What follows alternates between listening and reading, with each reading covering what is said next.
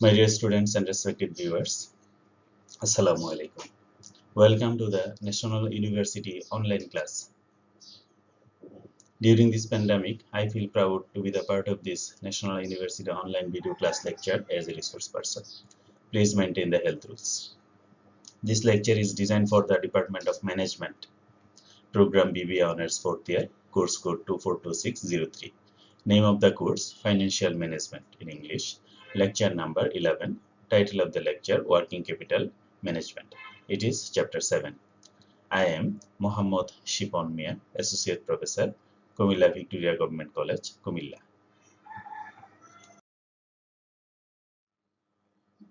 প্রিয় শিক্ষার্থীরা, আজকের এই লেকচারটি তৈরি করা হয়েছে ওয়ার্কিং ক্যাপিটাল কি, importance of working capital, determinants of working capital, policies, operating cycle, cash conversion cycle এবং working capital requirements এই বিষয়গুলো নিয়ে। তো তোমরা যদি লেকচারটি শুরু থেকে শেষ পর্যন্ত মনোযোগ দিয়ে দেখো তাহলে তোমরা এই কনসেপ্টগুলো বর্ণনা করতে পারবে এবং এই বিষয়গুলি সম্পর্কে ম্যাথমেটিক্যাল অ্যাপ্লিকেশনও প্রত্যেকটা কনসেপ্টের সাথে আলোচনা করা হয়েছে।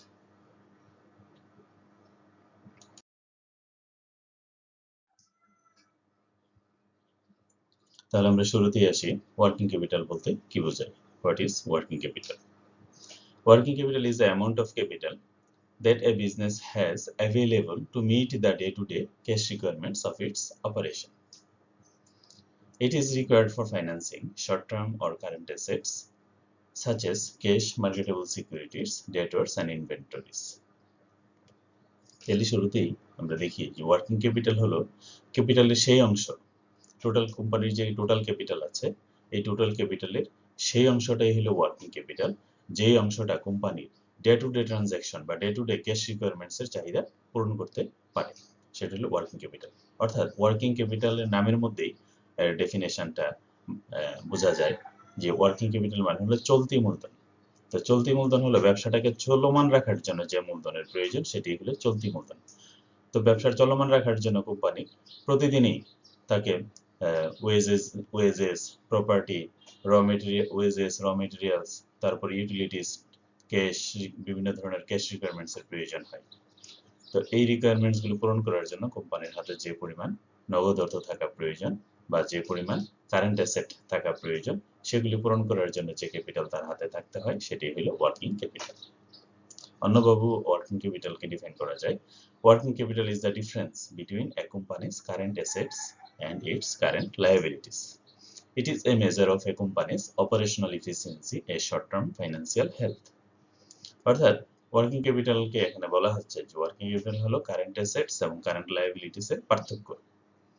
কারেন্ট অ্যাসেট এবং কারেন্ট লায়াবিলিটিস এর পার্থক্যকেই ওয়ার্কিং ক্যাপিটাল বলা হয় এবং একটি কোম্পানির ওয়ার্কিং ক্যাপিটালের মাধ্যমে কোম্পানির অপারেশনাল এফিসিয়েন্সি এবং ফাইন্যান্সিয়াল হেলথ কেমন সেটা বোঝা যায়।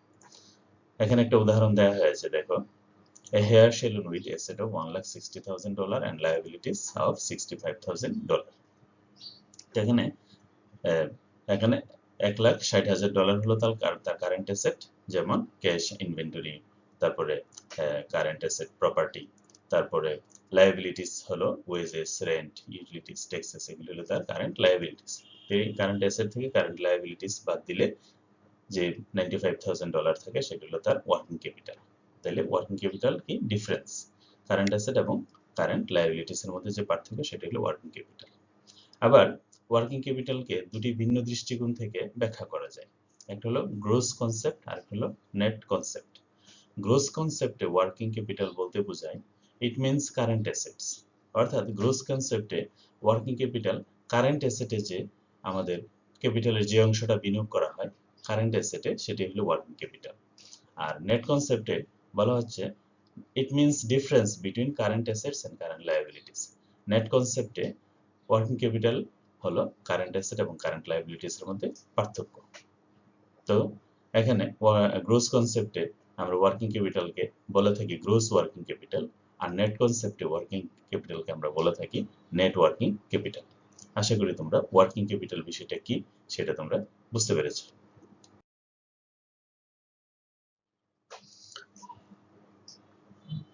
ওয়ার্কিং ক্যাপিটালের মধ্যে মূল যে দুইটা টার্ম সবচেয়ে বেশি আলোচিত সেটা হলো কারেন্ট অ্যাসেটস এবং কারেন্ট লায়াবিলিটিস।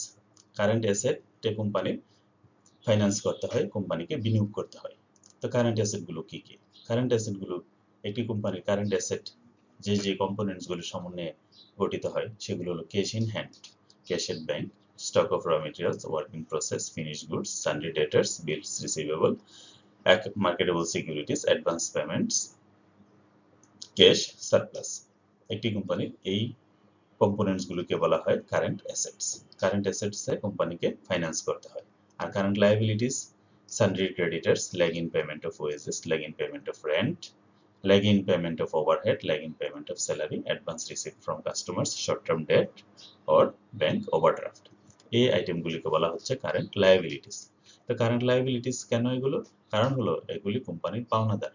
কোম্পানি তাদের কাছে লায়াবল, তাদেরকে পেমেন্ট করতে হবে।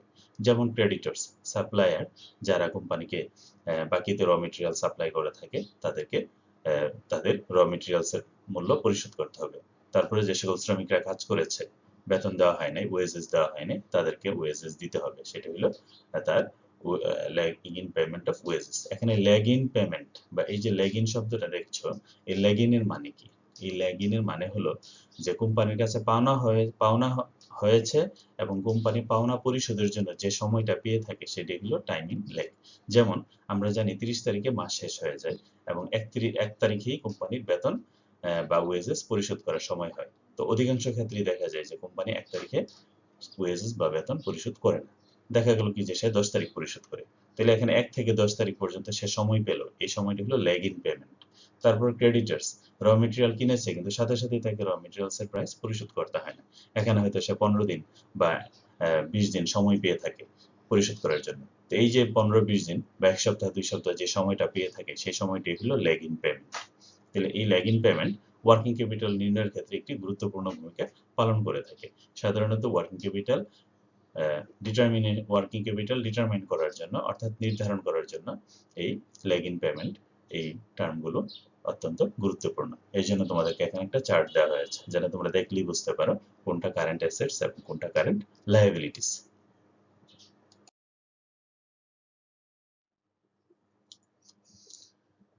এখন আমরা দেখব ইম্পর্টেন্স অফ ওয়ার্কিং ক্যাপিটাল। তো ইম্পর্টেন্স অফ ওয়ার্কিং ক্যাপিটাল, যে কোনো প্রতিষ্ঠানের জন্য ওয়ার্কিং ক্যাপিটাল অত্যন্ত গুরুত্বপূর্ণ ভূমিকা পালন করে থাকে। কেন গুরুত্বপূর্ণ? ওয়ার্কিং ক্যাপিটালকে বলা হয়ে থাকে যে ওয়ার্কিং ক্যাপিটাল হলো একটি প্রতিষ্ঠানের ব্লাড। মানুষের শরীরে যেমন ব্লাড না থাকলে মানুষের জীবনের শক্তি, মানুষের জীবন শেষ হয়ে যায়, ঠিক একইভাবে একটা কোম্পানিতে যদি ওয়ার্কিং ক্যাপিটাল না থাকে তাহলে সে ব্যবসা চলমান থাকতে পারে না।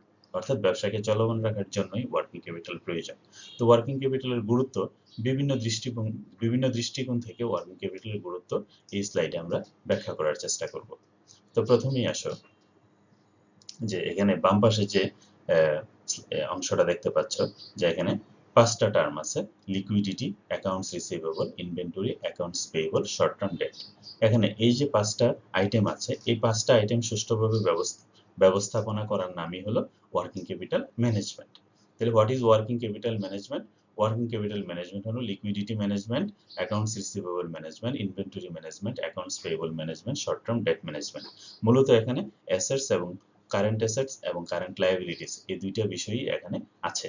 এই বিষয়গুলি সুষ্ঠুভাবে যদি কোম্পানি ব্যবস্থাপনা করতে পারে, অর্থাৎ পরিচালনা করতে পারে, তাহলেই কোম্পানির ওয়ার্কিং ক্যাপিটালের যে ইম্পর্টেন্স, সেই ইম্পর্টেন্স গুলো পূরণ হয়ে থাকে।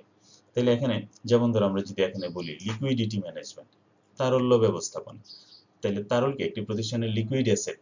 লিকুইড অ্যাসেট মানে কারেন্ট অ্যাসেট। এই লিকুইডিটি, কোম্পানির হাতে যদি পর্যাপ্ত তরল সম্পদ না থাকে তাহলে কোম্পানি তার কারেন্ট যে চাহিদা আছে, বর্তমানের যে চাহিদা আছে ব্যবসা চলমান রাখার জন্য, সেগুলো কোম্পানি পূরণ করতে পারবে না। এই জন্য তার হাতে পর্যাপ্ত, বেশি থাকলেও, কারণ লিকুইডিটি বেশি থাকলেও কোম্পানির জন্য সমস্যা, আবার কম থাকলেও সমস্যা। এই জন্য তাকে লিকুইডিটি ম্যানেজমেন্ট, অর্থাৎ কাম্য পর্যায়ে লিকুইডিটি রাখতে হবে। অ্যাকাউন্টস রিসিভেবলের ক্ষেত্রেও ঠিক তাই। Inventory management, accounts payable, short term debt, এগুলোর কম বেশি হওয়াটা কখনোই কাম্য নয়। এগুলোকে মানে যথাযথ পর্যায়ে রেখে কোম্পানির লক্ষ্য এবং উদ্দেশ্য অর্জন করতে হয়। তো এই দৃষ্টিভঙ্গিগুলো থেকে আমরা যদি এই বিষয়গুলোর কে আমরা একসাথে দেখি, তাহলে আমরা এই ইম্পর্টেন্স গুলো আমরা তৈরি করতে পারি। মানে এই ইম্পর্টেন্স গুলো সাধারণত ওয়ার্কিং ক্যাপিটালের ক্ষেত্রে দেখা যায়। যেমন এনহ্যান্স গুডউইল, ওয়ার্কিং ক্যাপিটালের উপর কোম্পানির গুডউইল ডিপেন্ড করে। কিভাবে কোম্পানির গুডউইল ডিপেন্ড করে? যেমন এই যে ইনভেন্টরি ম্যানেজমেন্ট বা অ্যাকাউন্টস রিসিভেবল, বা ধরো এই যে অ্যাকাউন্টস পেয়েবল, যে সকল সাপ্লায়াররা কোম্পানিকে অর্থ প্রদান করে থাকে, কোম্পানিকে র মেটেরিয়াল সাপ্লাই করে থাকে, তাদের অর্থ সময় মতো যদি পরিশোধ করতে না পারে তাহলে কোম্পানির গুডউইল থাকবে না। তাহলে কোম্পানি যদি সময় মতো অর্থ পরিশোধ করে তাহলে কোম্পানির কি হয়? গুডউইল সৃষ্টি হয়, যে এই কোম্পানি সময় মতো অর্থ পরিশোধ করে। ঠিক একইভাবে এই যে এখানে দেখো রেগুলার সাপ্লাই অফ র মেটেরিয়াল, হ্যাঁ, ক্রেডিটরদের সাথে বা সাপ্লায়ারদের সাথে যদি সে পেমেন্ট সংক্রান্ত যদি তার কোনো জটিলতা না থাকে, সে যদি সুন্দরভাবে পেমেন্টগুলি করে থাকে, তাহলে সাপ্লায়াররা তাকে কি সময় মতো র মেটেরিয়াল সাপ্লাই দিয়ে থাকে। তাহলে এখানে রেগুলার সাপ্লাই অফ র মেটেরিয়াল থাকে। তারপরে ইজি অবটেনিং লোন, কোম্পানির হাতে যদি পর্যাপ্ত নগদ অর্থ থাকে বা ওয়ার্কিং ক্যাপিটাল থাকে, তাহলে কোম্পানি লোনের যে ইনস্টলমেন্ট, সেই ইনস্টলমেন্টগুলো সময় মতো পরিশোধ করতে পারে। আর যদি লোনের ইনস্টলমেন্ট সময় মতো পরিশোধ করে, হ্যাঁ, তাহলে লোন যারা দেয় তাদের সাথে কোম্পানির ভালো সম্পর্ক সৃষ্টি হয় এবং সহজেই সে লোন পেয়ে থাকে। তারপর smooth business operation, business operation তো ওয়ার্কিং ক্যাপিটালের কাজই হলো একটি প্রতিষ্ঠানকে ফুল ফাংশনিং রাখা বা কোম্পানির কার্যক্রম সচল রাখা। তাহলে কোম্পানির কাছে যদি পর্যাপ্ত পরিমাণে ওয়ার্কিং ক্যাপিটাল থাকে তাহলে কোম্পানির অপারেশনগুলো স্মুথ হয়, কোম্পানি সুন্দরভাবে তার কার্যক্রমগুলো পরিচালনা করতে পারে।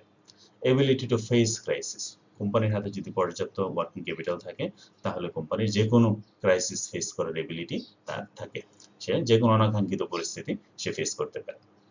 স্ট্রেনদেন দ্য সলভেন্সি, তোমরা জানো যে সলভেন্সি বা আর্থিক সামর্থ্য একটি প্রতিষ্ঠানের গুরুত্বপূর্ণ ব্যাপার। তো ওয়ার্কিং ক্যাপিটাল যদি পর্যাপ্ত থাকে তাহলে কোম্পানির সলভেন্সিও শক্তিশালী হয়। যে কোনো প্রতিষ্ঠানের একটি গুরুত্বপূর্ণ দিক হলো আর্থিক সলভেন্সি। কোম্পানির যদি আর্থিক সলভেন্সি থাকে তাহলে সে নতুন নতুন বিজনেস প্ল্যান নিতে পারে, নতুন নতুন কার্যক্রমে সে উৎসাহ পায় এবং নতুন নতুন ভাবে সে তার ব্যবসাকে পরিচালনা করার পথ সৃষ্টি হয়। তাইলে আর্থিক সলভেন্সি সৃষ্টি করার জন্য কোম্পানির পর্যাপ্ত ওয়ার্কিং ক্যাপিটাল হাতে থাকা প্রয়োজন। তাহলে এই যে আমরা 6টা বিষয় এখানে বিবেচনা করলাম, ইম্পর্টেন্স হিসেবে আমরা আলোচনা করলাম, এই আলোচনাগুলো থেকে তোমরা নিশ্চয়ই বুঝতে পেরেছ যে একটি কোম্পানির জন্য ওয়ার্কিং ক্যাপিটাল কতটুকু গুরুত্বপূর্ণ।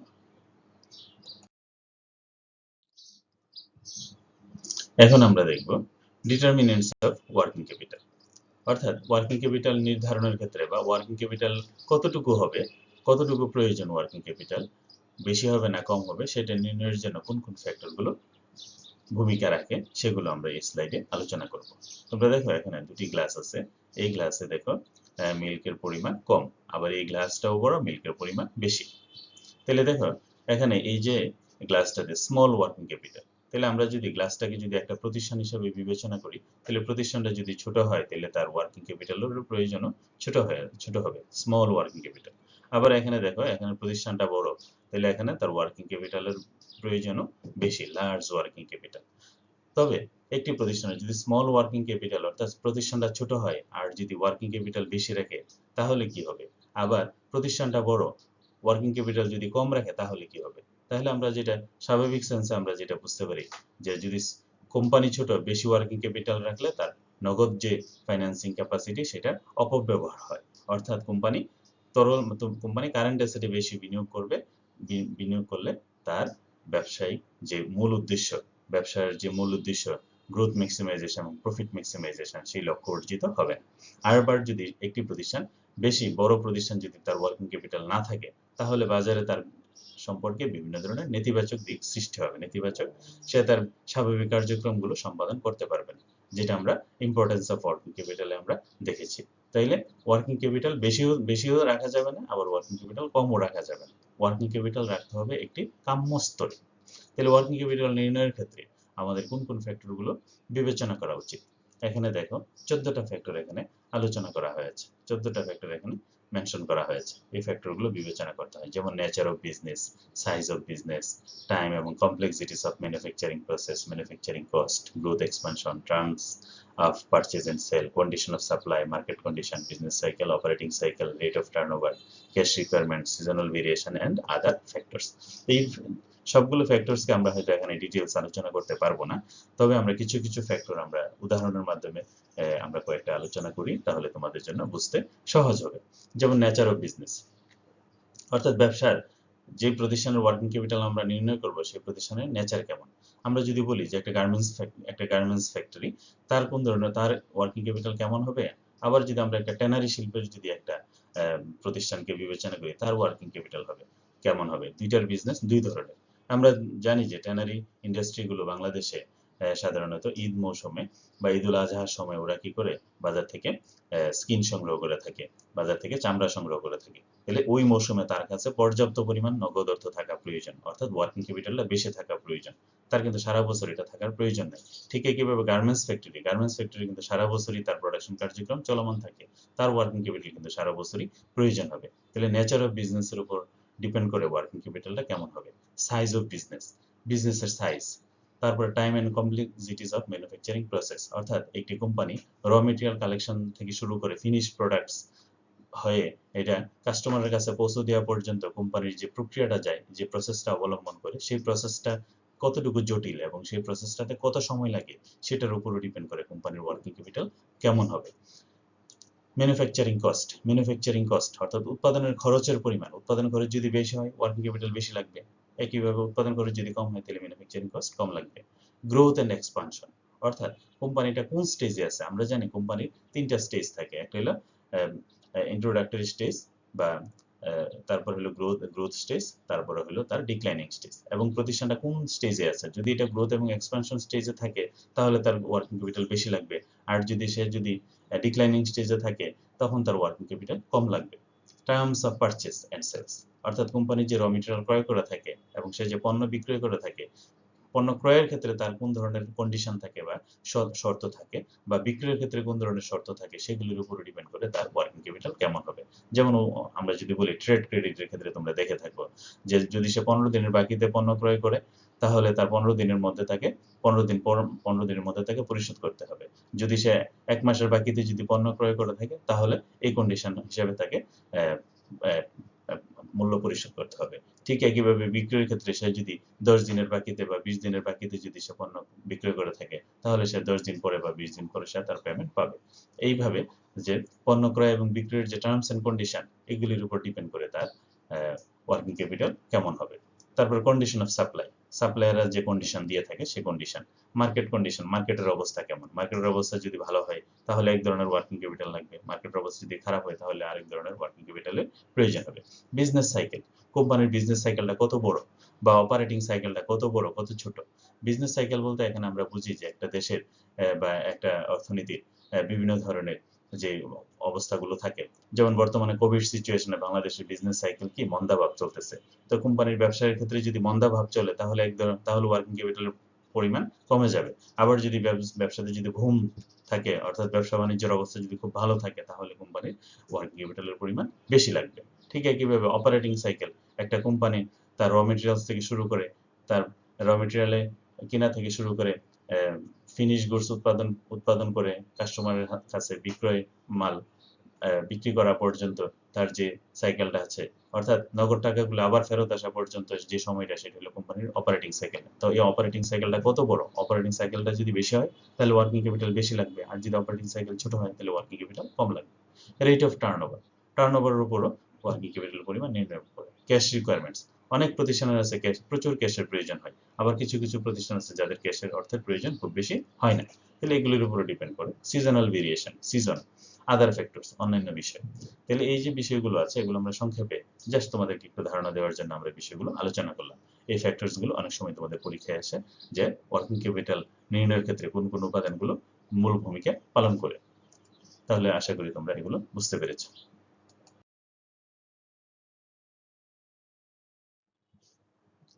প্রিয় শিক্ষার্থীরা, এখন আমরা দেখব policies for financing current assets.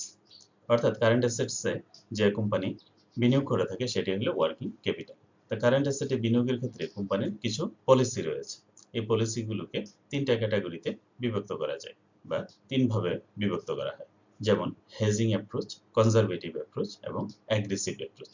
এই অ্যাপ্রোচগুলো তৈরি করা হয়েছে দুটি স্ট্যান্ড পয়েন্ট থেকে, একটি হলো প্রফিটেবিলিটি স্ট্যান্ড পয়েন্ট আর একটি হলো রিস্ক স্ট্যান্ড পয়েন্ট।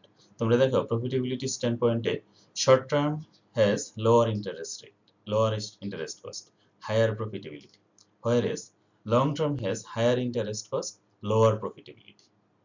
তাহলে প্রফিটেবিলিটির যে স্ট্যান্ড পয়েন্ট, সেই স্ট্যান্ড পয়েন্টে কি বিবেচনা করা হয় যে শর্ট টার্ম যে ফাইন্যান্স তার ইন্টারেস্ট রেট হলো লোয়ার ইন্টারেস্ট রেট আর প্রফিটেবিলিটি থাকে হায়ার। আর লং টার্মের ক্ষেত্রে ইন্টারেস্ট কস্ট থাকে হায়ার আর প্রফিটেবিলিটি থাকে লোয়ার। তাহলে কোম্পানি যখন তার পলিসি ঠিক করবে কারেন্ট অ্যাসেটের ক্ষেত্রে, তখন তাকে প্রফিটেবিলিটি বিশ্লেষণ করার জন্য তাকে এই বিষয়গুলো নজর দিতে হয়। রিস্ক স্ট্যান্ড পয়েন্ট থেকে দেখো, risk involves in short term financing, অর্থাৎ শর্ট টার্ম ফাইন্যান্সিং এর ক্ষেত্রে বেশি রিস্ক থাকে আর লং টার্ম ফাইন্যান্সিং এর ক্ষেত্রে কোম্পানি রিস্ক সাধারণত কম থাকে। তাইলে এই রিস্ক এবং প্রফিটেবিলিটি এই দুইটার উপর ভিত্তি করে তিনটা যে অ্যাপ্রোচ, হেজিং অ্যাপ্রোচে কোম্পানি কম রিস্ক গ্রহণ করে থাকে এবং তার প্রফিটেবিলিটিও কম থাকে। হেজিং অ্যাপ্রোচে কোম্পানি মডারেট রিস্ক, অর্থাৎ খুব বেশি রিস্কও সে গ্রহণ করে না, আবার খুব বেশি রিস্ক গ্রহণ না করার ফলে তার কি প্রফিটেবিলিটিও কম থাকে। আমরা জানি যে রিস্ক এবং প্রফিটের মধ্যে একটি পজিটিভ সম্পর্ক রয়েছে। যদি কোম্পানি বেশি রিস্ক গ্রহণ করে তাহলে তার প্রফিটেবিলিটিও বেড়ে যাবে, আর যদি কম রিস্ক গ্রহণ করে তাহলে প্রফিটেবিলিটিও কমে যায়। তাহলে হেজিং অ্যাপ্রোচে কোম্পানি বেশি রিস্ক গ্রহণ করে না, আবার কম রিস্ক গ্রহণ করে না, এখানে মোটামুটি মাঝামাঝি ধরনের রিস্ক গ্রহণ করে। কনজারভেটিভ অ্যাপ্রোচে আমরা এখানে দেখতে পাচ্ছি, কনজারভেটিভ মানে কি, কোম্পানি বেশি ঝুঁকি নিতে চায় না, অল্প ঝুঁকি নেয়, আর এই জন্য তার প্রফিটেবিলিটিও অল্প থাকে। অ্যাগ্রেসিভ সে কি করে, আক্রমণাত্মক পলিসি গ্রহণ করে, সেখানে সে বেশি রিস্ক নেয় এবং বেশি প্রফিট অর্জন করার চেষ্টা করে। তাহলে এখানে এই তিনটা অ্যাপ্রোচ দেখতে পাচ্ছি।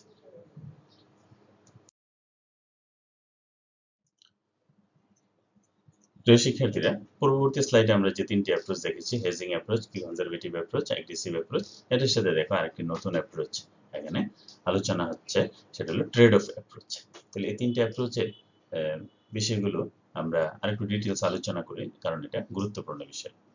দেখো, এই অ্যাপ্রোচগুলোর ক্ষেত্রে এখানে কোম্পানির short term funding, short term, medium term এবং লং টার্ম ফান্ডিং এর বিষয়গুলো এখানে গুরুত্বপূর্ণ। তো তোমরা জানো যে শর্ট টার্ম ফান্ডিং এর এই উৎসগুলো আর লং টার্ম ফান্ডিং এর ক্ষেত্রে এই উৎসগুলো রয়েছে। লং টার্ম ফান্ডিং এর ক্ষেত্রে শেয়ার ক্যাপিটাল, ভেঞ্চার ক্যাপিটাল, তারপরে এই যে long term investment, long term bank loans, mortgage, এগুলোই রয়েছে। আর শর্ট টার্মের ক্ষেত্রে bank overdraft, receivable financing, trade credit, এই বিষয়গুলো রয়েছে। তো এখানে হেজিং অ্যাপ্রোচে দেখো, হেজিং অ্যাপ্রোচে কোম্পানির working capital, permanent working capital. তো পার্মানেন্ট ওয়ার্কিং ক্যাপিটালে সে কি করে থাকে, finance from long term funds, অর্থাৎ পার্মানেন্ট ওয়ার্কিং ক্যাপিটালের ফাইন্যান্সটা লং টার্ম ফান্ড ব্যবহার করা হয়। আর শর্ট টার্ম বা টেম্পোরারি ওয়ার্কিং ক্যাপিটালের ক্ষেত্রে শর্ট টার্ম ফান্ড ব্যবহার করা হয়ে থাকে। আর কনজারভেটিভ অ্যাপ্রোচে দেখো, all requirements from long term funds, short term funds two be used in case of emergency. অর্থাৎ দেখো, এখানে কনজারভেটিভ অ্যাপ্রোচের ক্ষেত্রে কোম্পানি পার্মানেন্ট ওয়ার্কিং ক্যাপিটাল এবং শর্ট টার্ম ওয়ার্কিং ক্যাপিটাল সব ক্ষেত্রেই কোম্পানি লং টার্ম ফান্ড ব্যবহার করে থাকে, শুধুমাত্র ইমার্জেন্সি ক্ষেত্রে সে শর্ট টার্ম ফান্ডগুলো ব্যবহার করে থাকে। তাহলে এই হলো কনজারভেটিভ অ্যাপ্রোচের মূল বৈশিষ্ট্য। ঠিক একইভাবে অ্যাগ্রেসিভ অ্যাপ্রোচে দেখো, company all requirements from short term funds, অর্থাৎ কোম্পানির যত রিকোয়ারমেন্টস আছে, অর্থাৎ পার্মানেন্ট ওয়ার্কিং ক্যাপিটাল এবং শর্ট টার্ম ওয়ার্কিং ক্যাপিটাল সব ক্ষেত্রেই সে শর্ট টার্ম ফান্ড ব্যবহার করে থাকে। Only part use of long term funds, aggressive অ্যাপ্রোচে শুধুমাত্র কোম্পানি লং টার্ম ফান্ড ব্যবহার করে সুনির্দিষ্ট অল্প কিছু জায়গাতে। তাহলে অ্যাগ্রেসিভ অ্যাপ্রোচে কোম্পানি শর্ট টার্ম ফান্ডের উপর বেশি গুরুত্ব আরোপ করে, আর কনজারভেটিভ অ্যাপ্রোচে কোম্পানি লং টার্ম ফান্ডের উপর বেশি গুরুত্ব আরোপ করে। আর ট্রেড অফে কি হয়, ট্রেড অফ অ্যাপ্রোচ মূলত হেজিং অ্যাপ্রোচের মতো।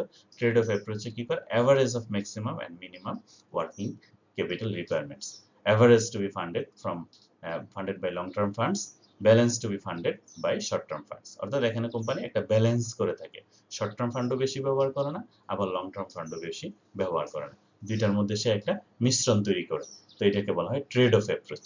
তো ট্রেড অফ অ্যাপ্রোচ এবং হেজিং অ্যাপ্রোচ, এই দুইটা অ্যাপ্রোচ প্রায় কাছাকাছি। তো আশা করি তোমরা ফাইন্যান্সিং মিক্সটা বুঝতে পেরেছ। তো এখন আমরা এই অ্যাপ্রোচগুলোকে আমরা চিত্র দিয়ে অ্যানালাইসিস করার চেষ্টা করব। দেখো এখানে উপরের চিত্রটা দেখো, হেজিং অ্যাপ্রোচ। তো হেজিং অ্যাপ্রোচে আমরা কি দেখতে পাচ্ছি, দেখো এই যে ফিক্সড অ্যাসেটের মধ্যে কোম্পানি লং টার্ম ফাইন্যান্সিং ব্যবহার করে থাকে। হ্যাঁ, আবার কারেন্ট অ্যাসেট এবং পার্মানেন্ট ওয়ার্কিং ক্যাপিটালে কোম্পানি শর্ট টার্ম এই যে পার্মানেন্ট ওয়ার্কিং ক্যাপিটাল, এই যে লং টার্ম ওয়ার্কিং ক্যাপিটালের এরিয়া হলো এটা। তাহলে company fixed asset plus permanent working capital এগুলোতে কোম্পানি ব্যবহার করে থাকে তার লং টার্ম ফাইন্যান্সিং। আর শর্ট টার্ম ওয়ার্কিং ক্যাপিটাল, সেখানে সে কোম্পানি ব্যবহার করে থাকে শর্ট টার্ম ফাইন্যান্সিং। একইভাবে কনজারভেটিভ অ্যাপ্রোচে দেখো, এই যে ফিক্সড অ্যাসেট এবং পার্মানেন্ট কারেন্ট অ্যাসেট এইসব জায়গাতে ইভেন শর্ট টার্ম ফাইন্যান্সিংয়েও কোম্পানির, এই যে দেখো এই এরিয়াটা হলো লং টার্ম ফাইন্যান্সিং, তো এই সবগুলো এরিয়াতেই সে লং টার্ম ফাইন্যান্সিংকে বেশি প্রায়োরিটি দিয়ে থাকে। আর শর্ট টার্ম ফাইন্যান্সিং শুধুমাত্র অল্প কিছু জায়গাতে শুধু শর্ট টার্ম ফাইন্যান্সিং ব্যবহার করে থাকে। এটি হলো কনজারভেটিভ অ্যাপ্রোচের মূল বিষয়। আর এগ্রেসিভ অ্যাপ্রোচে দেখো এখানে এই যে লং টার্ম ফাইন্যান্সিং এবং শর্ট টার্ম ফাইন্যান্সিং, এখানে শর্ট টার্ম ফাইন্যান্সিং এ সে বেশি ব্যবহার করতেছে, পার্মানেন্ট ওয়ার্কিং ক্যাপিটালেও সে, পার্মানেন্ট কারেন্ট অ্যাসেটেও সে শর্ট টার্ম ফাইন্যান্স ব্যবহার করতেছে, আবার শর্ট টার্ম ফাইন্যান্সিং ও সে শর্ট টার্ম ফাইন্যান্সিং ব্যবহার করছে।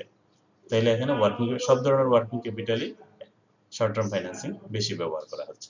আর লং টার্ম ফাইন্যান্সিং দেখো এখানে লং টার্ম ফাইন্যান্সিং অল্প পরিমাণে ব্যবহার করতেছে এই অ্যাপ্রোচগুলোর তুলনায়। তাইলে আমরা কি বুঝলাম এখানে, যে অ্যাগ্রেসিভ অ্যাপ্রোচে কোম্পানি বেশি গুরুত্ব দিয়ে থাকে লং টার্ম শর্ট টার্ম ফাইন্যান্সিংকে, কনজারভেটিভ অ্যাপ্রোচে কোম্পানি বেশি গুরুত্ব দিয়ে থাকে শর্ট টার্ম ফাইন্যান্সিংয়ে, আর হেজিং অ্যাপ্রোচে কোম্পানি দুইটার মধ্যে কিছুটা ব্যালেন্স করার চেষ্টা করে থাকে।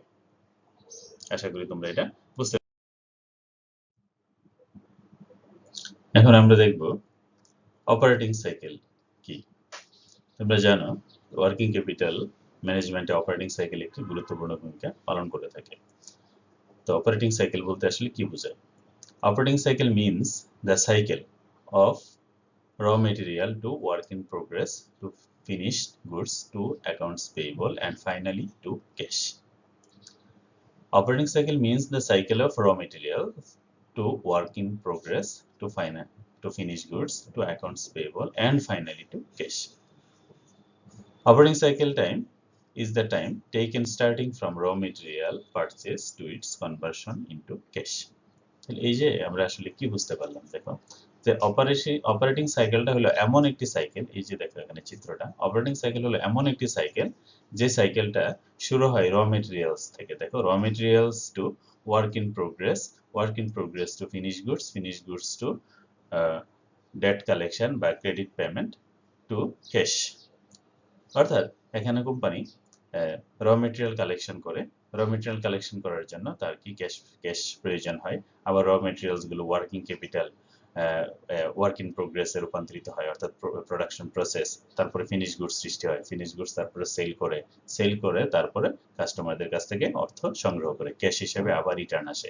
তাহলে এই যে র মেটেরিয়ালে ক্যাশ বিনিয়োগ থেকে শুরু করে কোম্পানির হাতে পুনরায় আবার ক্যাশ আসা পর্যন্ত এই যে সময়কালটা বা এই যে চক্রাকারের এই যে আবর্তনটা, এটাই হলো অপারেটিং সাইকেল।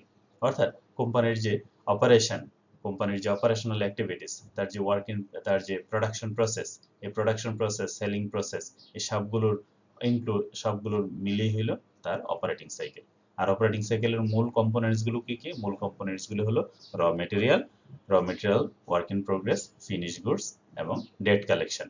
তাহলে এই সবগুলো মিলিয়ে হলো অপারেটিং সাইকেল। তাহলে এখানে একটা টোটাল টাইম ফ্রেমকে বোঝানো হয়।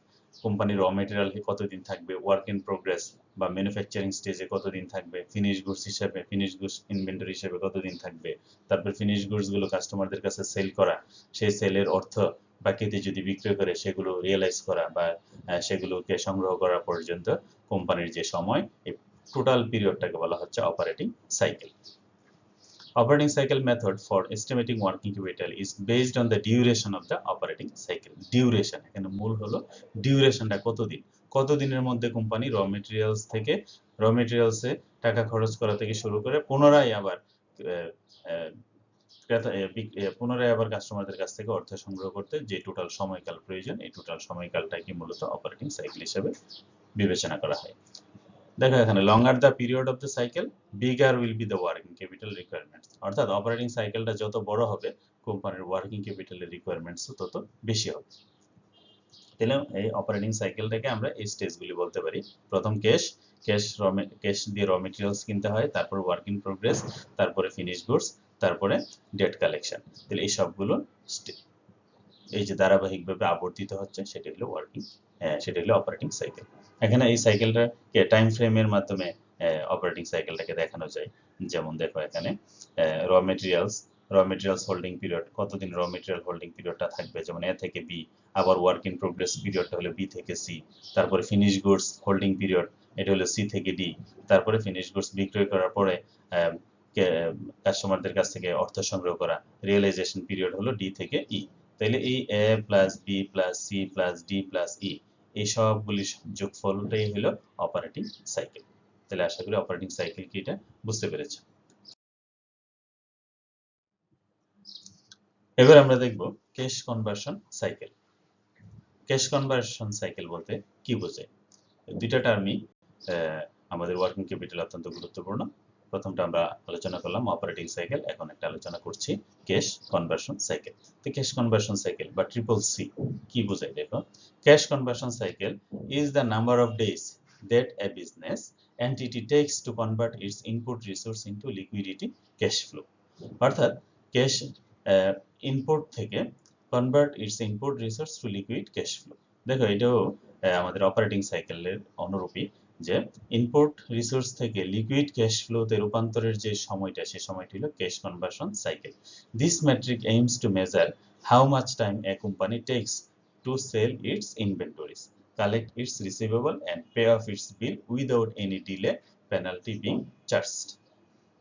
অর্থাৎ একটি প্রতিষ্ঠান, দেখো এখানে একটি প্রতিষ্ঠান ক্যাশ অর্থ দেশে র মেটেরিয়াল ক্রয় করে, তারপরে র মেটেরিয়াল বাকিতে ক্রয় করলে অ্যাকাউন্টস পেয়েবল সৃষ্টি হয়। এই অ্যাকাউন্টস পেয়েবলের মাধ্যমে তার কি ক্যাশ আউট সৃষ্টি হয়।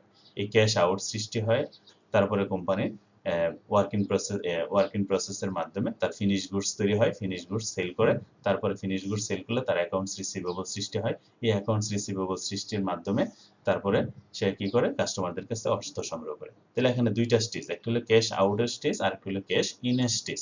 তাহলে ফিনিশ গুডস পর্যন্ত কোম্পানির ক্যাশ আউট হতে থাকে, আর ফিনিশ গুডস থেকে অ্যাকাউন্টস রিসিভেবল হয়ে কোম্পানির কি হয়, ক্যাশ ইন হয়। তাহলে একটা হলো ক্যাশ ইন স্টেজ আর একটা হলো ক্যাশ আউট স্টেজ। তাহলে এখানে ক্যাশ কনভার্সন সাইকেল কোনটা? এই টোটাল সাইকেলটাকে আমরা বলে থাকি অপারেটিং সাইকেল। এই টোটাল সাইকেলটা হলো অপারেটিং সাইকেল। তো দেখো এই অপারেটিং সাইকেলটাকে আমরা ক্যাশ কনভার্সন সাইকেল কিভাবে পার্থক্য সৃষ্টি হয় দেখো এখানে, যে এখানে এই যে ফর্মুলাটা দেখো, ক্যাশ কনভার্সন সাইকেল সমান সমান ডিআইএইচ প্লাস ডিএসও মাইনাস ডিপিও। এখানে ডিআইএইচ মানে কি? ডিআইএইচ হলো days of inventory holding period, অর্থাৎ এখানে ইনভেন্টরি কতদিন হোল্ড করতে হয় কোম্পানিকে।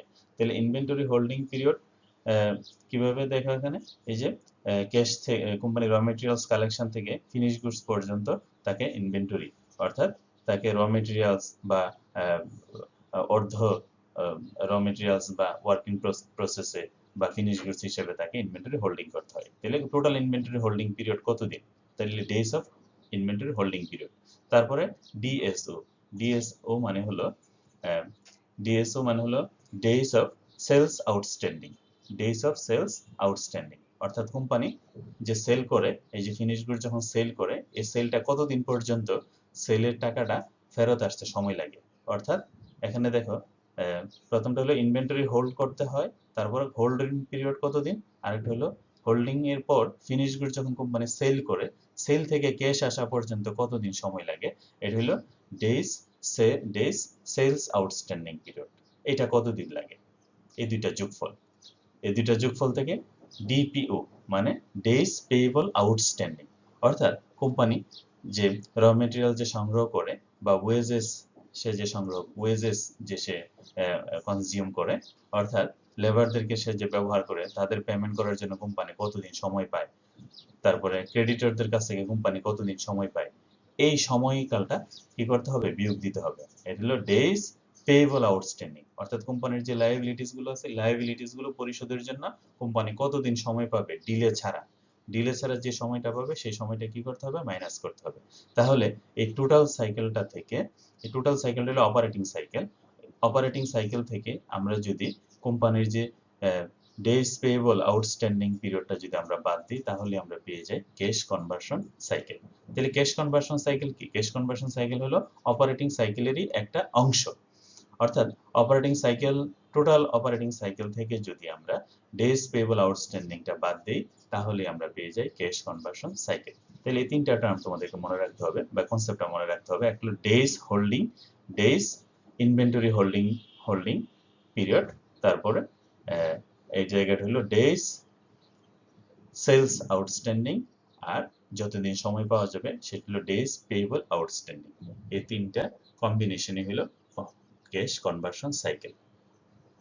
তাহলে এই ফর্মুলাটা তোমরা মনে রাখবা। এখানে একটা আমরা উদাহরণ দিয়েছি যে ইনভেন্টরি কনভার্সন পিরিয়ড হলো 60 ডেজ, অর্থাৎ company cash inventory conversion period অর্থাৎ ক্যাশ র মেটেরিয়ালস থেকে ফিনিশ গুডস আসতে কোম্পানির সময় লাগে 60 ডেজ। আর অ্যাভারেজ কালেকশন পিরিয়ড অর্থাৎ কোম্পানির সেলস করার পরে কোম্পানির যে আউটস্ট্যান্ডিং সেটা কালেকশন করতে তার সময় লাগে 60 দিন। আর পেয়েবলস ডেফার্ড পিরিয়ড অর্থাৎ কোম্পানি তার পাওনাদারদেরকে পরিশোধ করার জন্য সময় পায় 40 দিন। তাহলে প্রথম দুইটা যোগ 120 দিন, তারপরে যে সময়টা কোম্পানি পায় সেটা হলো বাদ দিলে আসে 80 ডেজ। তাহলে কোম্পানির ক্যাশ কনভার্সন সাইকেল হলো 80 ডেজ। এটি নির্ণয় করার জন্য কিছু সূত্র রয়েছে। যেমন তুমি দেখো, ডেজ হোল্ডিং পিরিয়ড বের করার জন্য কোম্পানির কিভাবে আমরা কোন ফর্মুলা ব্যবহার করব, inventory is divided by cost of goods sold into 365। আর ডেজ সেলস আউটস্ট্যান্ডিং বের করার জন্য আমরা অ্যাকাউন্টস রিসিভেবল কে টোটাল রেভিনিউ দিয়ে আমরা ভাগ দিব এবং 365 দিয়ে গুণ দিব। আর পেয়েবল আউটস্ট্যান্ডিং বের করার জন্য আমরা accounts payable K cost of goods sold দিয়ে আমরা ভাগ দিব এবং 365 দিয়ে গুণ দিব। তাহলে আমরা পেয়ে যাব দিনগুলো। তাহলে আশা করি এই কস্ট কনভার্সন সাইকেলের এই যে উদাহরণটা দিলাম, তারপর আমরা এই যে সাইকেলটা বর্ণনা করলাম, ফর্মুলাগুলি বললাম, এটা তোমরা ভালোভাবে বুঝতে পেরেছো। কারণ এটা যদি ভালোভাবে বুঝতে পারো তোমাদের জন্য ম্যাথমেটিক্যাল প্রবলেমগুলি করা সহজ এবং তোমাদেরকে মুখস্থ করতে হবে না, তোমরা বুঝে বুঝে প্রবলেমগুলি সলভ করতে পারবে।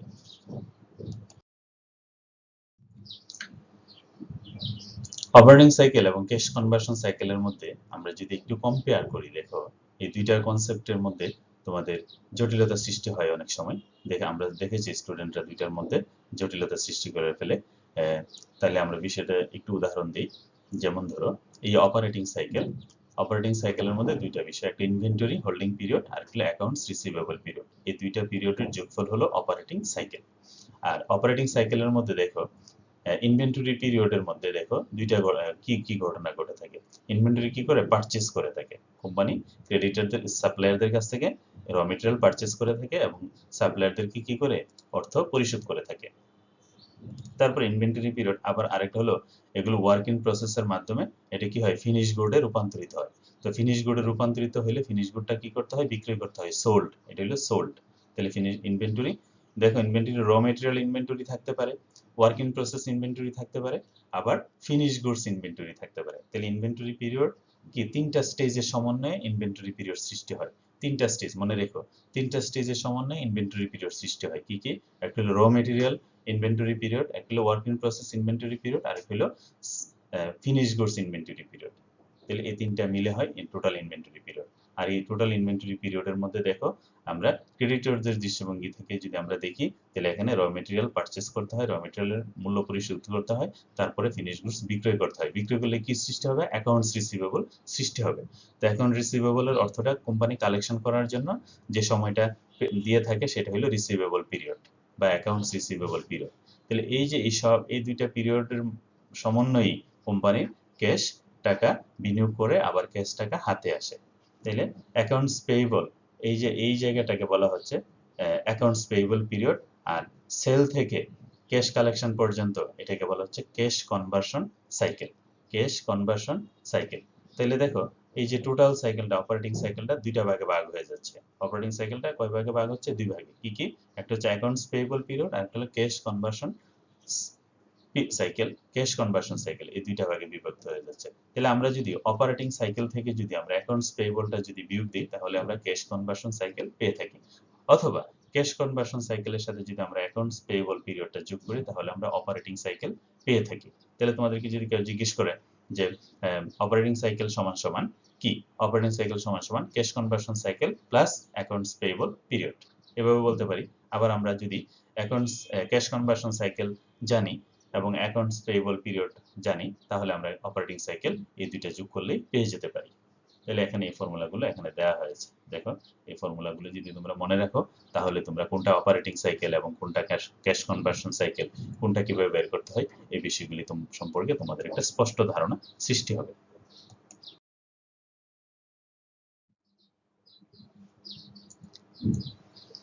তো এই স্লাইডে আমরা দেখব যে calculation of working capital cycle. তো ওয়ার্কিং ক্যাপিটালের মধ্যে তোমরা ইতিমধ্যে দুইটা সাইকেল দেখেছো, একটা অপারেটিং সাইকেল আর একটা ক্যাশ কনভার্সন সাইকেল। তো এই যে ওয়ার্কিং ক্যাপিটাল টোটালটা অপারেটিং সাইকেল এবং ক্যাশ কনভার্সন সাইকেল হিসাব করার জন্য আমাদেরকে কিছু ইনফরমেশন বা কিছু দিনের পরিমাণ জানতে হয়। যেমন ধরো এখানে অপারেটিং সাইকেলে আমরা কি দেখলাম, inventory conversion period, book debt conversion period এবং payables deferred period. Inventory conversion period বলতে আসলে কি বোঝায়? Inventory conversion period, raw material conversion period, work in process conversion period এবং ফিনিশ গুডস কনভার্সন পিরিয়ড। তো তোমরা দেখো ইনভেন্টরি তিনটা স্টেজ থাকে, একটা raw material, work in process আর একটা থাকে ফিনিশ গুডস। তাহলে এই তিনটা স্টেজের সমন্বয় হলো ইনভেন্টরি কনভার্সন পিরিয়ড বা ইনভেন্টরি হোল্ডিং পিরিয়ড। তাহলে এই তিনটা পিরিয়ড আমাদেরকে যোগ করতে হয়। যোগ করলে এখন এই তিনটা পিরিয়ড আমরা কিভাবে বের করব? দেখো, র মেটেরিয়াল কনভার্সন পিরিয়ড বের করার জন্য আমাদেরকে এই ফর্মুলাটা অ্যাপ্লাই করব আমরা। র মেটেরিয়াল ইনভেন্টরি ইনটু 360, কেউ 360 দিন ব্যবহার করে, আবার কেউ 365 দিনও ব্যবহার করে। তো তোমরা যেটা ইচ্ছা ব্যবহার করতে পারো, 360 দিনও ব্যবহার করতে পারো, আবার 365 দিনও ব্যবহার করতে পারো। তো এখানে 360 দিন বলা হয়েছে, মানে ব্যবহার করা হয়েছে। তাহলে র মেটেরিয়াল কনভার্সন পিরিয়ডটা কিভাবে বের করবা? Raw material inventory into 360 divided by raw material conversion. ঠিক একইভাবে work in process in conversion period বের করার জন্য আমরা এই ওয়ার্ক ইন প্রসেস ইনভেন্টরিকে আমরা এটা দিয়ে ভাগ দিব, 360 দিয়ে গুণ দিব এবং cost of production COP, cost of production দিয়ে আমরা ভাগ দিব। ঠিক একইভাবে ফিনিশ গুডস ইনভেন্টরির ক্ষেত্রে দেখো, ফিনিশ গুডস কনভার্সন পিরিয়ডের ক্ষেত্রে ফিনিশ গুডস ইনভেন্টরিকে আমরা 360 দিয়ে গুণ দিলে আমরা কি সারা বছরেরটা পাবো, এটাকে আমরা ভাগ দিব কস্ট অফ গুডস সোল্ড দিয়ে, কস্ট অফ গুডস সোল্ড এটা দিয়ে ভাগ দিলে আমরা পেয়ে যাব ফিনিশ গুড কনভার্সন পিরিয়ড। আর এই তিনটা পিরিয়ড যোগ করলেই আমরা পেয়ে যাব ইনভেন্টরি কনভার্সন পিরিয়ড। তোমাদেরকে যদি জিজ্ঞেস করে ইনভেন্টরি কনভার্সন পিরিয়ড কিভাবে বের করতে হয়, তাহলে তোমরা তিনটা ইনফরমেশন বের করবে, র material conversion period, work in process conversion period এবং ফিনিশ গুডস কনভার্সন পিরিয়ড। এই তিনটা যদি যোগ করো তাহলে তোমরা পাবা ইনভেন্টরি কনভার্সন পিরিয়ড। আবার বুক ডেট কনভার্সন পিরিয়ড, অর্থাৎ তুমি যে রিসিভেবল, তুমি যে ডেট কনভার্সন পিরিয়ড, অর্থাৎ আমরা যে অ্যাকাউন্টস রিসিভেবল অর্থাৎ বিক্রি করার পরে অ্যাকাউন্টস রিসিভেবল কনভার্সন পিরিয়ড বা বুক ডেট কনভার্সন পিরিয়ড, এটা কিভাবে বের করব? এটা হলো debtors into 360 divided by credit sales at cost. দেখো ডেটর্স কারা? যাদের কাছে কোম্পানি বাকিতে পণ্য বিক্রয় করেছে তারা। তাদের যে পরিমাণ, সেই পরিমাণটাকে 360 দিয়ে গুণ দিয়ে ক্রেডিট সেলস দিয়ে আমরা ভাগ দিব। তাইলে ক্রেডিট সেলসটা কি? এট কস্ট। দেখো সেলস প্রাইস না, এটা হলো ক্রেডিট সেলস এট কস্ট। তাহলে এটা আমরা বুঝলাম। তারপরে হলো payable deferred period. Payable deferred period কিভাবে বের করবে? ক্রেডিটার্স অর্থাৎ কোম্পানি যাদের কাছ থেকে র মেটেরিয়ালস বা কোম্পানি যাদের কাছে দেনা আছে, যেমন যাদের কাছ থেকে বাকিতে র মেটেরিয়াল সংগ্রহ করে তারা কোম্পানির ক্রেডিটর। তাহলে সেটা বের করবা কিভাবে? ক্রেডিটরসকে 360 দিয়ে গুণ দিয়ে ক্রেডিট পারচেজ দিয়ে ভাগ দিতে হবে। তাহলে আমরা এই ক্যালকুলেশনগুলো আমরা বুঝবো পারবো। তাহলে তোমরা এই স্লাইডের মাধ্যমে আমরা যে ক্যালকুলেশনগুলি দেখালাম, এই ক্যালকুলেশনগুলো তোমরা বাসায় ভালো করে যদি প্র্যাকটিস করো তাহলে তোমাদের কনসেপ্ট আরো ক্লিয়ার হবে।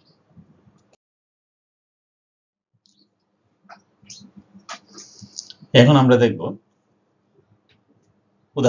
উদাহরণ দিয়ে আমরা এই কনসেপ্টগুলোকে ব্যাখ্যা করার চেষ্টা করব।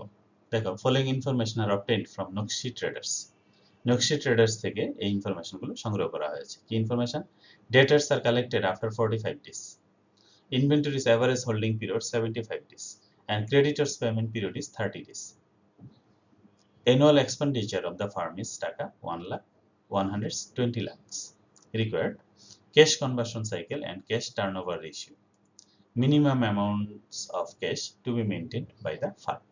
এখানে আমাদের কিছু ইনফরমেশন দেয়া আছে এবং আমাদেরকে কিছু ক্যালকুলেশন করতে বলেছে। কি কি ইনফরমেশন দেয়া আছে? যে company ডেটার্স are collected after 45 days, অর্থাৎ কোম্পানি বাকিতে বিক্রয় করার পর তার অর্থটা সংগ্রহ করতে, যাদের কাছে বাকিতে বিক্রয় করেছে অ্যাকাউন্টস রিসিভেবল, সেটা সংগ্রহ করার সময় হলো 45 days। আর কোম্পানি ইনভেন্টরি হোল্ডিং পিরিয়ড তোমরা দেখেছো যে তিনটা পর্বে কোম্পানির ইনভেন্টরি হোল্ড করতে হয়, raw materials, work in process এবং ফিনিশ গুডস। তো এই ইনভেন্টরি হোল্ডিং পিরিয়ড একত্রে দেয়া আছে 75 days। আর ক্রেডিটর্স পেমেন্ট, কোম্পানির যে ক্রেডিটররা আছে তাদের পেমেন্ট করার জন্য কোম্পানি 30 দিন সময় পেয়ে থাকে। তাহলে এই তিনটা পিরিয়ড জানা থাকলে তুমি ক্যাশ কনভার্সন সাইকেল তুমি বের করতে পারো। ক্যাশ কনভার্সন সাইকেল কি? আমরা জানি যে cash conversion cycle is equal to AAI plus ACP minus APP. তো এএআই কি? এএআই হলো অ্যাভারেজ এজ অফ ইনভেন্টরিজ, অর্থাৎ ইনভেন্টরি কতদিন? ইনভেন্টরি আমরা দেখছি এখানে 75 ডেজ। তারপরে এসিপি, এসিপি হলো অ্যাভারেজ কালেকশন পিরিয়ড। তো কালেকশন পিরিয়ড কতদিন? কালেকশন পিরিয়ড হলো এখানে 45 ডেজ। তাহলে 75 ডেজ প্লাস 45 ডেজ। আর payment period, average payment period, এটা বাদ দিতে হবে। পেমেন্ট পিরিয়ড কত? 30 দিন, এটা বাদ দিতে হবে 30 দিন। তাহলে আসলে কত? ক্যাশ কনভার্সন সাইকেল হলো 90 ডেজ, অর্থাৎ কোম্পানির ক্যাশ কনভার্সন সাইকেলটা হলো 90 ডেজ। ঠিক একইভাবে তোমাকে যদি এখানে জিজ্ঞেস করা হতো যে কোম্পানির অপারেটিং সাইকেলটা কত দিনের, তাহলে অপারেটিং সাইকেলটা কিভাবে বের করতে? অপারেটিং সাইকেলটা বের করার জন্য আমরা এখানে শুধু প্রথম দুইটা ইনফরমেশন যোগ করতে হয়, তৃতীয়টা অর্থাৎ এখানে পেমেন্ট পিরিয়ডটা বিবেচনা করা হয় না। তাহলে পেমেন্ট পিরিয়ডটা যদি আমরা বিবেচনা না করি তাহলে কত হতো? 75 প্লাস 45 অর্থাৎ 120 ডেজ, অর্থাৎ অপারেটিং সাইকেলটা হতো 120 দিনের। আর এই অপারেটিং সাইকেলটা থেকে আমরা যদি পেমেন্ট পিরিয়ডটা এখানে বাদ দিয়ে দিলাম, আমরা বাদ দিয়ে দিলে পেয়ে যাব হলো ক্যাশ কনভার্সন সাইকেল কত দিনের? 90 ডেজ। এরপর আমাদেরকে জিজ্ঞেস করতেছে টার্নওভার রেশিও কি? Turnover ratio. তাহলে টার্নওভার রেশিওটা কি? টার্নওভার রেশিওর ফর্মুলা হলো total cash outlay divided by cash turnover. Total cash outlay, তাহলে টোটাল ক্যাশ আউটলে কিভাবে বের করব আর ক্যাশ টার্নওভারটা আমরা কিভাবে বের করব? টোটাল ক্যাশ আউটলে আমাদের দেয়া আছে এখানে দেখো, total expenditure of the farm is 120 lakh, এটা হলো টোটাল ক্যাশ টার্নওভার, এই টোটাল ক্যাশ আউটলে। আর টার্নওভারটা কিভাবে বের করব আমরা? টার্নওভারটা বের করার জন্য আমাদের কনভার্সন সাইকেল লাগবে। ক্যাশ কনভার্সন সাইকেলকে যদি আমরা ক্যাশ কনভার্সন সাইকেলকে যদি আমরা ক্যাশ কনভার্সন সাইকেল দিয়ে যদি আমরা total number of days in a year এটাকে যদি আমরা ভাগ দিই তাহলে আমরা ক্যাশ টার্নওভার রেশিও পেয়ে যাই। অর্থাৎ আমাদের এক বছরে কত দিন? 360 দিন। এটাকে আমরা ক্যাশ কনভার্সন সাইকেল দিয়ে ভাগ দিলাম 90 ডেজ। তাইলে আমাদের ক্যাশ কনভার্সন পিরিয়ড কত? 4 টাইমস। অর্থাৎ কোম্পানি বছরে 4 বার টার্নওভার রেশিও হয়, 4 টাইমস, 4 বার। তো ক্যাশ টার্নওভার রেশিওটা কিভাবে বের করতে হয় এটা তোমরা বুঝতে পেরেছো।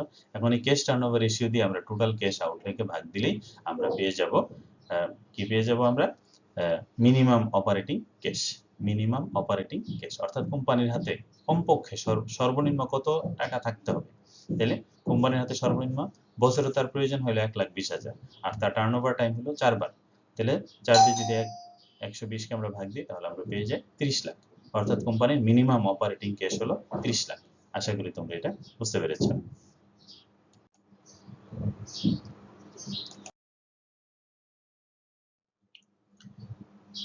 এখানে আমরা আরেকটা উদাহরণ নিয়ে আমরা আলোচনা করছি।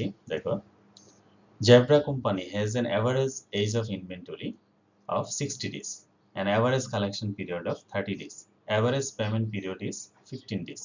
Calculate operating cycle and cash conversion cycle. Operating সাইকেলও বের করতে হবে, ক্যাশ কনভার্সন সাইকেলও বের করতে হবে। তাহলে আমরা জানি অপারেটিং সাইকেল সমান কি? AAI, average age of inventory. Average age of inventory কত এখানে দেয়া আছে? এখানে অ্যাভারেজ এজ অফ ইনভেন্টরি দেয়া আছে 60 ডেজ। তারপরে SCP, average collection period. Average collection period কত দিন দেয়া আছে? এখানে 30 ডেজ। তাহলে দুইটা যোগ করলেই আমরা পেয়ে যাব অপারেটিং সাইকেল কত? 90 ডেজ। ঠিক একইভাবে ক্যাশ কনভার্সন সাইকেল, এই দুইটার সাথে আমরা শুধু বাদ দিব এপিপি মানে অ্যাভারেজ পেমেন্ট পিরিয়ড। তাহলে এখানে অ্যাভারেজ পেমেন্ট পিরিয়ড হলো 15 দিন। তাহলে 15 দিন বাদ দিলে আমরা পেয়ে যাচ্ছি 75 ডেজ। তাহলে কিভাবে অপারেটিং সাইকেল বের করতে হয় এবং কিভাবে কনভার্সন সাইকেল বের করতে হয় তোমরা এটা মোটামুটি বুঝতে পেরেছো। এখানে আরেকটা উদাহরণ দেয়া আছে যে Jamuna company has annual sales of taka 5 million. Annual sales হলো 5 মিলিয়ন। কস্ট অফ গুডস হলো 75% অফ সেলস, অর্থাৎ যে সেলস হবে তার 75% হলো cost of goods sales and purchase that are 65% of cost of goods sales. তাহলে পারচেজ হলো 65% of cost of goods sold. cost of goods sold যেটা বেরোবে সেটা 65%. Jamuna company has an average age of inventory of 50 days, an average collection period of 30 days, an average payment period of 20 days. তাহলে এই যে দিনগুলি দেয়া আছে দেখো, calculate operation cycle for Jamuna. Operation সাইকেলটা বের করতে হবে। তাহলে অপারেশন সাইকেল কিভাবে বের করতে তোমরা জানো যে অপারেশন সাইকেল সমান এএআই প্লাস এসসিপি। তাহলে দুটো যোগ করলে হয় 80 ডেজ। ঠিক ক্যালকুলেট ক্যাশ কনভার্সন সাইকেল, এটাও তোমরা জানো কিভাবে বের করতে হয়। তাহলে এখানে এই দুইটা যোগ করে এটা থেকে পেমেন্ট পিরিয়ডটা বাদ দিলে আমরা পেয়ে যাব ক্যাশ কনভার্সন সাইকেল। থার্ড হলো the resource has invested in cash conversion cycle assuming 360 days a year. আমাদেরকে থার্ড রিকোয়ারমেন্টস আমাদেরকে বলতেছে যে the resource Jamuna has invested in cash conversion cycle, অর্থাৎ ক্যাশ কনভার্সন সাইকেলে কোম্পানিকে কত টাকা বিনিয়োগ করতে হবে ক্যাশ কনভার্সন সাইকেল। তাহলে আমরা জানি যে কোম্পানির টোটাল ইনভেস্টমেন্ট কত। এখানে দেখো কোম্পানির টোটাল ইনভেস্টমেন্ট যে আছে কত, কোম্পানির টোটাল ইনভেস্টমেন্টে দেওয়া আছে 5 মিলিয়ন। 5 মিলিয়ন মানে 50 লাখ। তাহলে 5 মিলিয়ন 50 লাখ যদি হয়, তাহলে কোম্পানির রিসোর্স মানে কত, কস্ট অফ গুডস সোল্ড হলো তার 65%। তাহলে এই কস্ট অফ গুডস সোল্ড এইটাকে বিনিয়োগ করতে হবে। তাহলে কস্ট অফ গুডস সোল্ড কত, 75%। তাহলে 50 লাখের বা 5 মিলিয়নের 75%। তাহলে 5 মিলিয়ন 75%কে আমাদের কতদিন, মানে আমাদের ফিনিশ গুডস বা আমাদের ইনভেন্টরি পিরিয়ডটা কতদিন, ইনভেন্টরি পিরিয়ডটা হলো আমাদের কতদিন, 60 দিন। এই যে আমরা দেখতে পাচ্ছি ক্যাশ কনভার্সন সাইকেলের পিরিয়ডটা হলো 60 দিন। তাহলে এই 60 দিয়ে এটাকে গুণ দিতে হবে আর 360 দিয়ে এটাকে ভাগ দিতে হবে।